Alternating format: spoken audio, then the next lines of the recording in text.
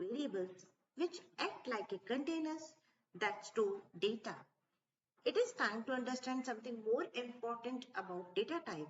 So first of all, we explore the definition of data type. Data type in Java are defined like kind of data a variable can hold. What does it mean? A data which is stored in variable is always of a specific type. The data type tells compiler what kind of data is being stored, whether it is a number, text, or a boolean.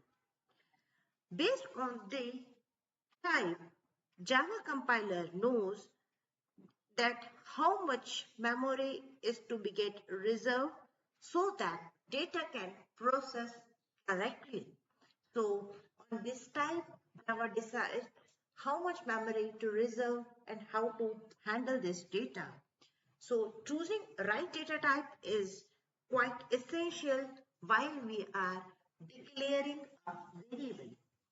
While declaring a variable, we are using various type of data like numbers, characters, booleans, and user-defined data types. On the basis of these types, we have bifurcate our data types in two types. First is our primitive data type that are used in order to store basic data types, and second are reference data type we can use in order to store complex data type.